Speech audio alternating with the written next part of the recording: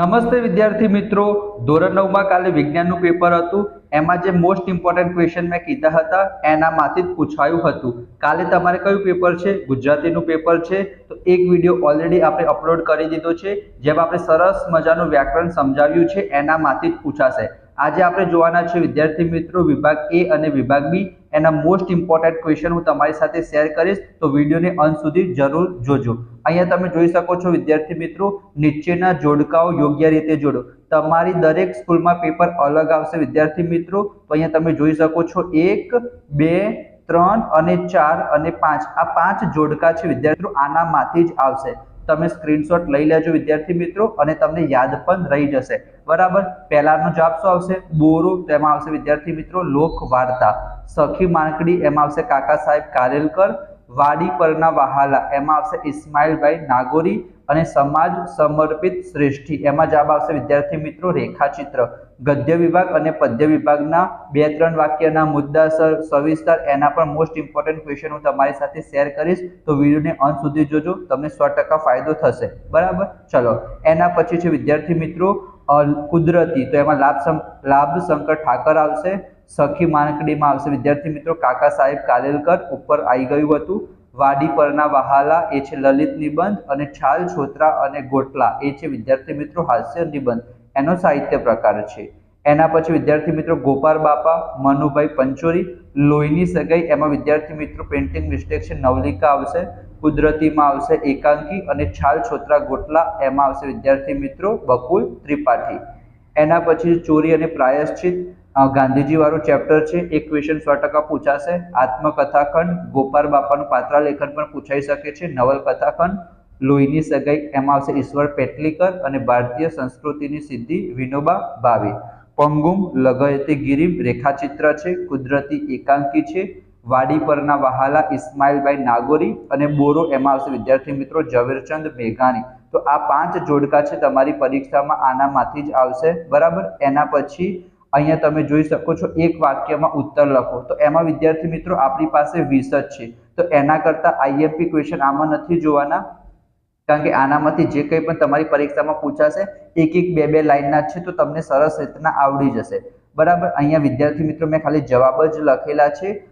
Screen ઉપર તમને દેખાતું હશે મારો નંબર, તમે હાઈનો મેસેજ કરજો, તો હું તમને PDF પર મોકલી દઈશ. વ્યાકરણની PDF તમને મળી રહેશે. વિભાગ એ અને વિભાગ બી બધા જ પ્રશ્નો છે, 2-3 વાક્યના સવિસ્તર, એની હું તમને PDF આપી દઈશ. બરાબર.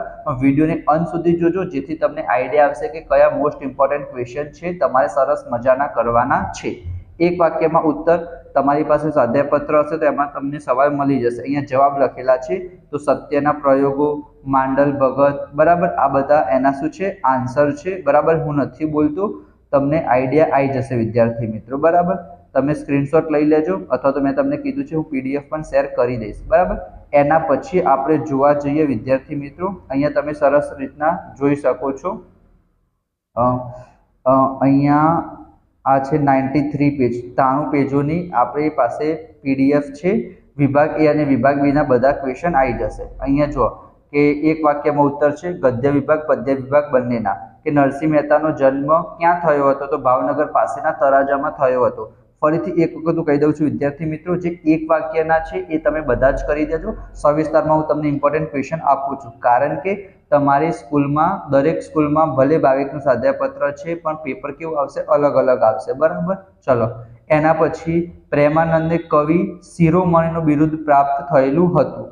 એના પછી ઉપનામ કરી દેજો, સાહિત્ય પ્રકાર કરી દેજો. એનામાંથી 2 થી 3 ક્વેશ્ચન તમારી પરીક્ષામાં પૂછાશે. ફરીથી એક વખત કહું છું, જેટલા પણ ચેપ્ટર છે એનો સાહિત્ય પ્રકાર અને કવિનું નામ, ઉપનામ, એ બધું કરી દેજો.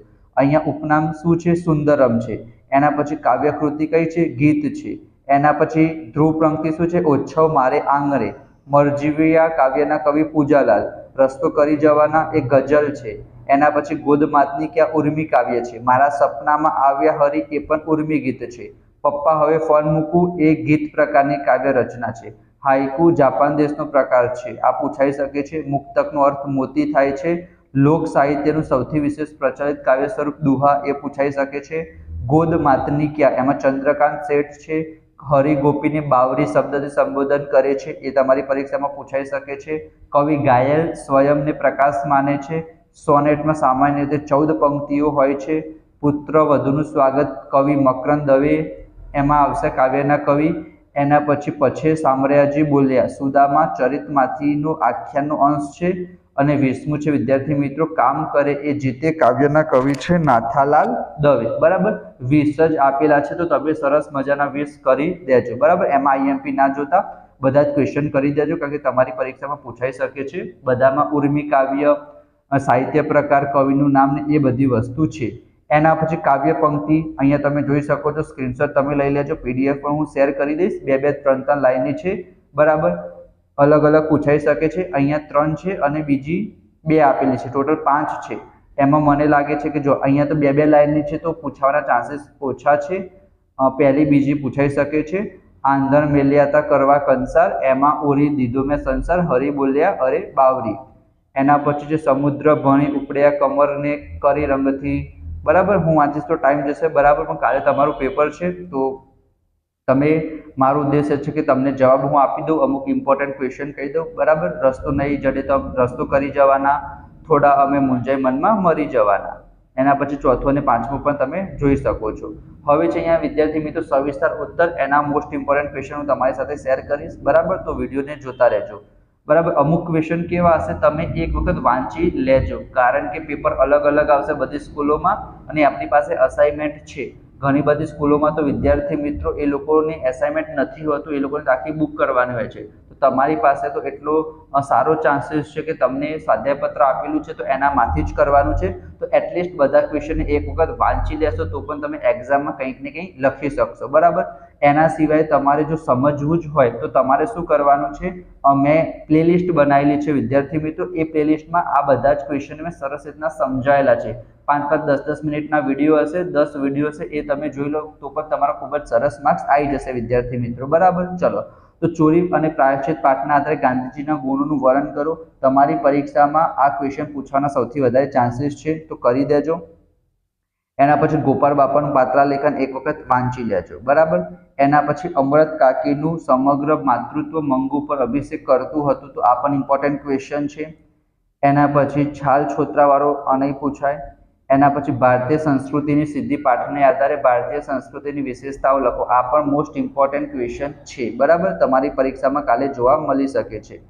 એના પછી જોવા જઈએ તો આપણે ક્વેશ્ચન કુદરતી આ નહીં પૂછાય.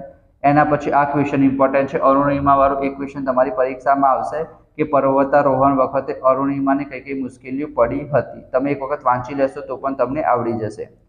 એના પછી છે બાબુના સ્વર્ગના અનુભવને તમારા શબ્દોમાં લખો. આ પૂછાઈ શકે છે. એના પછી જોઈએ તો ઇમ્પોર્ટન્ટ ક્વેશ્ચન. બરાબર બસ મેં કીધા એટલા ક્વેશ્ચન કરી લેજો. 15 જ ક્વેશ્ચન છે, તો તમે એક વખત વાંચી લેજો. બરાબર એના પછી એક વાક્યના ઉત્તરો. આ તો મેં તમને હમણાં જ કીધા, સત્યના પ્રયોગો અને એ 20 ક્વેશ્ચન હતા એરિયા વિદ્યાર્થી મિત્રો.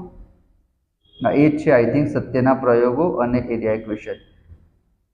એના પછી નીચેના પ્રશ્નોને ટૂંકમાં ઉત્તર લખો. બરાબર અહીંયા સવાલ નથી, ડાયરેક્ટ જવાબ જ છે કે ગાંધીજી પાસે બીડી ખરીદવાના પૈસા ન હતા, નોકર પાસે પૈસા માંગ્યા.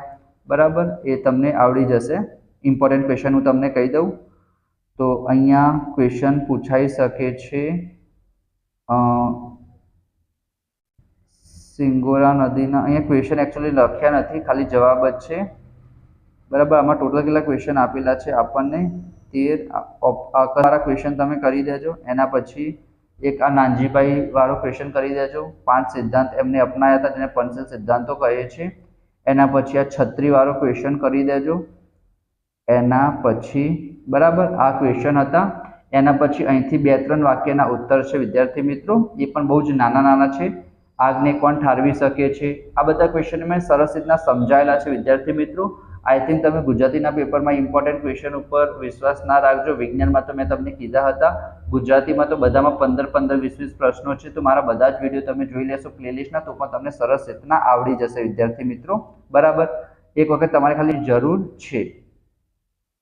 છતાં પણ જો તમને ખબર ના પડી હોય તો તમે મને વોટ્સઅપમાં પૂછી શકશો, તો પણ હું તમને આન્સર સમજાવી દઈશ. અથવા તમે મને કોલ કરો તો કોલ ઉપર પણ હું તમને વિદ્યાર્થી મિત્રો આન્સર સમજાવી દઈશ. બરાબર તો આ બધા ક્વેશ્ચન છે. આ અવિરામ દીપક વાળો ક્વેશ્ચન કરી દેજો. એના પછી ભગવાને ગોપીને આંસુ કેવી રીતે પૂછ્યા એ પૂછાઈ શકે છે। એના પછી વિદ્યાર્થી મિત્રો ભગવાને સ્વપ્નમાં આવીને શું કર્યું એ ઇમ્પોર્ટન્ટ છે। ગોપીના હરિમિલનને તમારા શબ્દોમાં લખો એ પણ મોસ્ટ ઇમ્પોર્ટન્ટ ક્વેશ્ચન છે। કવિને માતા પાસેથી શું શું મળે છે એ પણ મોસ્ટ ઇમ્પોર્ટન્ટ છે। એના પછી ટાંકણાના ઘા સહીને એ પણ સારો ક્વેશ્ચન છે। આ ક્વેશ્ચન પણ ઇમ્પોર્ટન્ટ છે કે શ્રી કૃષ્ણ સુદામાનું વિદ્યાર્થી જીવન તમારા શબ્દોમાં લખો। આપણે ગુજરાતી મીડિયમમાં ભણતા હોઈએ વિદ્યાર્થી મિત્રો તો ગુજરાતીના 15-20 ક્વેશ્ચન તો આપણે કરી જ શકીએ। કામ કરે એ જીતે એ ક્વેશ્ચન ઇમ્પોર્ટન્ટ છે। એના પછી ક્વેશ્ચન છે ગોદ માતની ક્યાં, આ પણ સારો ક્વેશ્ચન છે। પિતા સાથે પુત્રીનો આત્મીય સંબંધ, આ પણ ઇમ્પોર્ટન્ટ ક્વેશ્ચન છે। એના પછી જોવા જઈએ આપણે તો સ્ત્રી સહજવાળો ક્વેશ્ચન તમે કરી દેજો। આ તો મેં તમને કીધો વિદ્યાર્થી મિત્રો। આની પીડીએફ હું તમને આપી દઈશ ડિસ્ક્રિપ્શનમાં, મને કોમેન્ટમાં જણાવી દેજો અથવા તો નંબર મારો મેં તમને શેર કર્યો તો 8460656524, એમાં મને વોટ્સઅપમાં હાઈનો મેસેજ કરી દો તો પણ હું તમને આની પીડીએફ શેર કરી દઈશ, બરાબર, જેથી તમે તમારો ટાઈમ બચી જાય અને તમે સરસ રીતના યાદ કરી શકો। તમે શું કરવાનું છે, વિડીયોને લાઇક કરી ચેનલ સબસ્ક્રાઇબ જરૂર કરજો, દોસ્તો સાથે શેર કરજો જેથી એમના પણ સારા માર્ક્સ આવે, તમારા પણ ખૂબ સરસ માર્ક્સ આવે। 2 દિવસ પછી ગણિતનું પેપર છે તો એના માટે પણ આપણે ફૂલ સપોર્ટ આપીશું, બરાબર। જે કંઈ નહીં આવડે લાઈવ લેક્ચરમાં શીખવાડીશું, તો ફટાફટ વિદ્યાર્થી મિત્રો ચેનલને સબસ્ક્રાઇબ જરૂર કરજો। Thank you so much.